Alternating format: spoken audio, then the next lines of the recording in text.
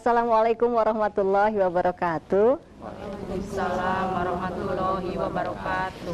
Ya, pemirsa dimanapun Anda berada, senang sekali kita bisa berjumpa kembali dalam Cahaya Kolbu ya. Seperti biasa, sampai menjelang jam 5 sore hari ini, kami akan mengajak Anda untuk menyimak perbincangan yang pastinya akan menambah keimanan kita semua ya. Bersyukur kita kehadirat Allah Subhanahu wa Ta'ala atas segala limpahan nikmat kepada kita semua. Begitu banyak yang sudah kita rasakan betapa indahnya kehidupan di dunia ini, tetapi ada sesuatu yang lebih dahsyat lagi, yang lebih indah lagi yang akan menunggu kita ya, yaitu di hari akhir nanti, di alam akhirat nanti ya. Salawat serta salam juga senantiasa tercurahkan kepada baginda kita semua Rasulullah Shallallahu Alaihi Wasallam, pada kerabat keluarga, para sahabat dan juga para pengikutnya hingga akhir zaman nanti ya. Ya, hari ini kita akan mencoba untuk membahas mengenai bagaimana kalau kita menghadapi atau kita mendapatkan musibah dalam kehidupan ini ya. Kalau musibah, bicara tentang musibah, sekarang saja pun saudara-saudara kita juga banyak yang tertimpa musibah.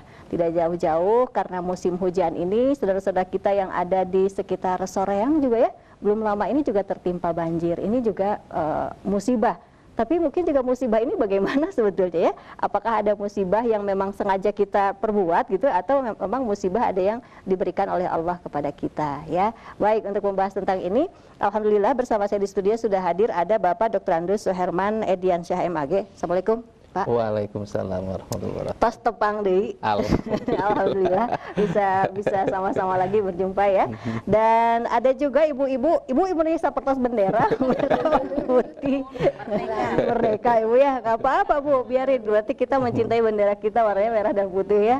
Ibu-ibu merah putih ini dari Majelis Taklim Baitul Arqam Al Istiqomah Maruyung Pacet Ciparai Kabupaten Bandung, leres Bu? Leres. Ayah Maruyung teh gitu ya. Karena kalau Pacet teh seueur ya Bu ya ageng itu di mana di Pacetna saudara di Maruyung ya.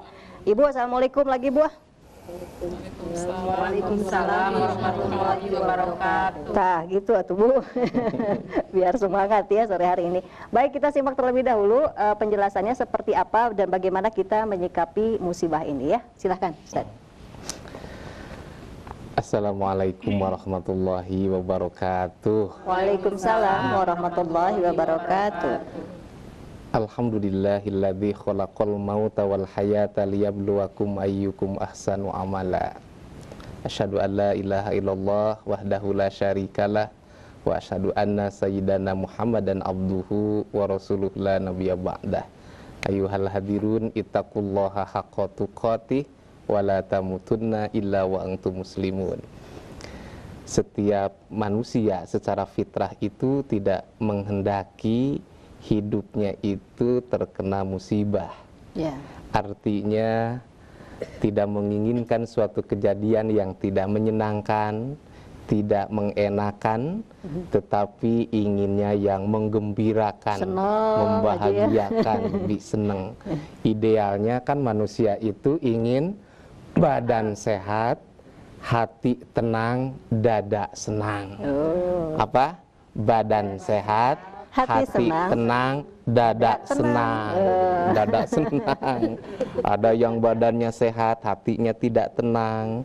Ada orang yang hatinya senang, badannya sehat, tetapi dadanya tidak senang. Itu ya. Nah, musibah memang sebuah realitas dalam kehidupan itu. Nah, selaku umat muslim tentunya kita perlu memandang bagaimana terhadap musibah itu. Pertama, kita akui bahwa musibah itu ada. Yang kedua adalah dengan jalan memahami, pahami musibah itu. Apakah itu maksudnya ujian, peringatan, atau azab. Dan yang ketiga adalah bagaimana memandang terhadap musibah itu adalah sikapi. Nah, bagaimana menyikapi terhadap musibah itu sehingga menjadi manusia yang betul-betul muttaqin. Jangan sampai terjadi musibah itu karena ketidaktakwaan kepada Allah Subhanahu wa Ta'ala. Takwa dalam arti hati-hati, teliti, dan waspada Orang tidak hati-hati misalnya dalam berbicara, bisa menimbulkan musibah itu. Iya. Seenaknya berkata. Hati-hati, teliti dengan siapa kita bergaul. Kalau tidak bisa memilih dan memilah pergaulan itu, akan terjadi musibah. Juga waspada. Kalau tidak mewaspadai dalam kehidupan ini, musibah akan datang.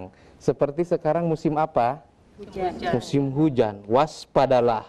Di musim hujan itu Sedia payung sebelum hujan. tah. Payung unggul tercekap, enak kena parahu, Bu. Iya, Iya. gitu. Ya. Sampah jangan sembarangan. Jangan sembarangan buang sampah, Ibu ya. Jangan sembarangan seperti itu. Nah, di dalam Al-Qur'anul Karim ini Allah berfirman nih. A'udzubillahi minasyaitonirrajim. Bismillahirrahmanirrahim. Wala nabluwannakum bisyai'im minal khaufi. Dan sungguh akan kami berikan cobaan kepadamu dengan minal khaufi. Hidup itu penuh tantangan. Iya. Hidup itu tantangan, dan tantangan itu adalah hukum alam.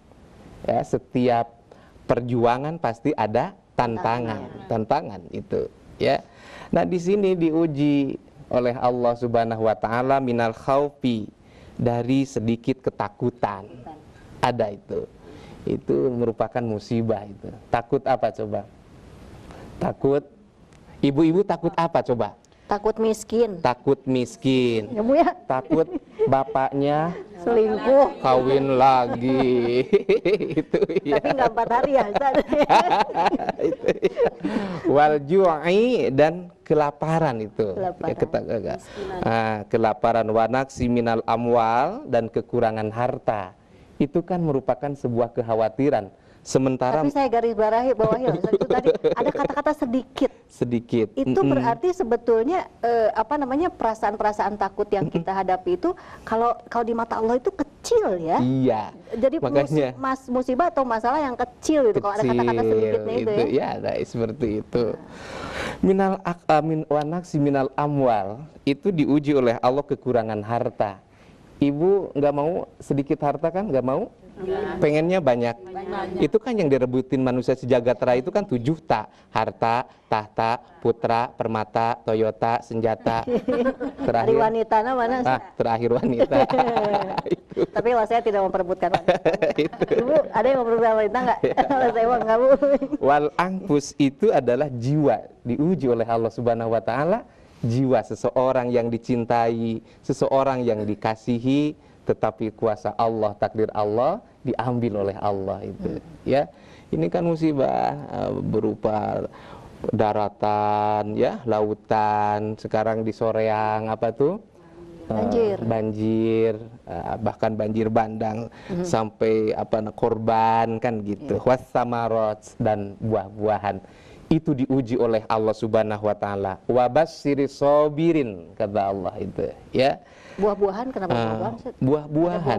Buah-buahan, ya, termasuk buah-buahan, termasuk hal yang buah-buahan itu kan vitamin, ya.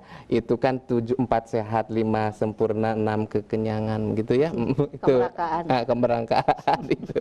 Itu hal-hal yang lebih samarot itu ya, buah-buahan ya pelengkap dari tadi bahan pokok dan lain sebagainya. Termasuk kan buah-buahan ada masa pacak pelik gitu ya, Bu ya. Paceklik kan gitu ya. Itu juga merupakan pengganti dari musibah juga itu.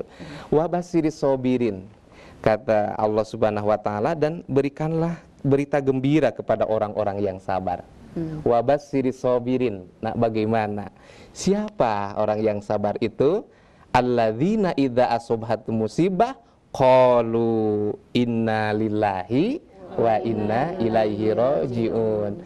Orang sabar itu mengembalikan segalanya kepada siapa? Allah. Kepada Allah.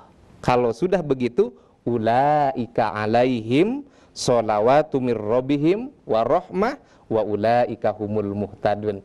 Orang yang sabar seperti tadi itu akan dikasih keberkahan yang sempurna, dikasih rahmat, dan mereka itu adalah orang-orang yang mendapat petunjuk. Luar biasa.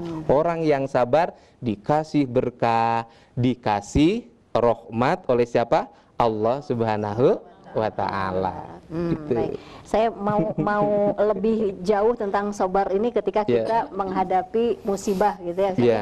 Nah ini kan sabar itu tadi menyerahkan diri sepenuhnya atau mengembalikan kembali kepada Allah. Tetapi sikap orang yang seperti itu yang seperti gimana? Iya. Tadi kan kita akui ya bahwa musibah itu ada. Ya. Musibah itu ada di dalam Al-Qur'an, ada ya.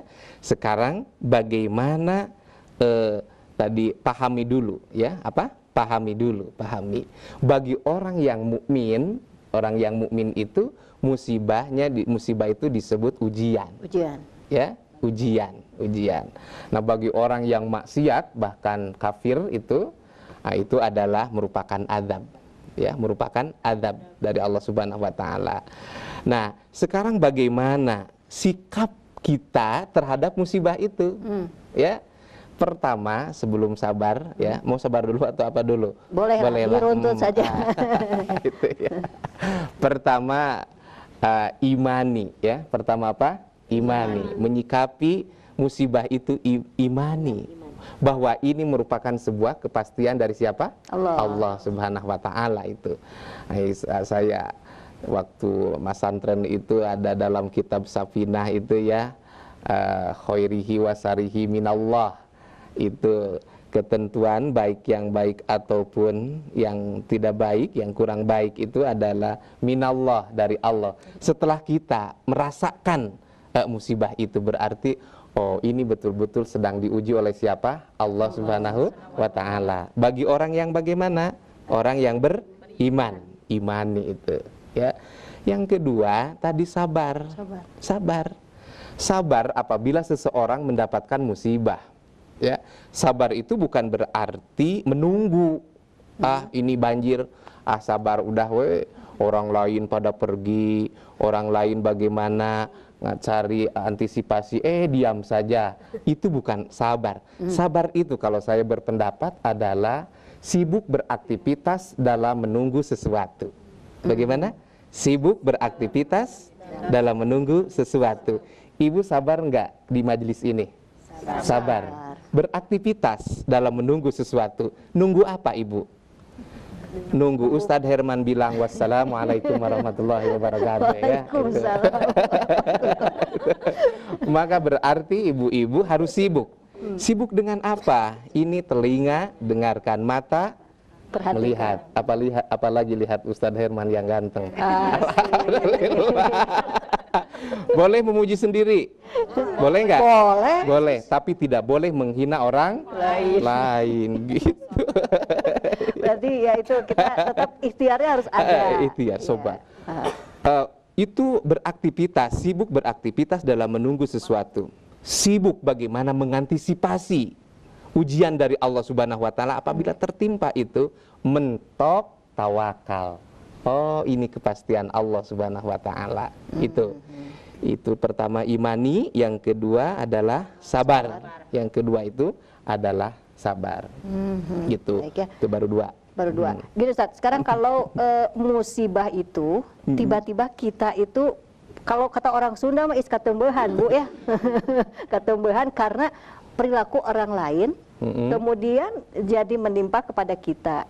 Misalnya saja ada anggota keluarga kita yang kurang baik di dalam rumah kita itu.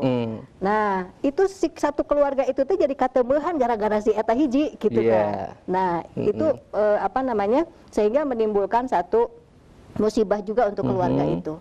Bagaimana yang seperti ini kita menyikapinya, karena orang lain kita jadi ikut harus menanggung apa namanya permasalahannya begitu. Permasalahannya ya. Maka di situ perlu kita yang namanya muhasabah.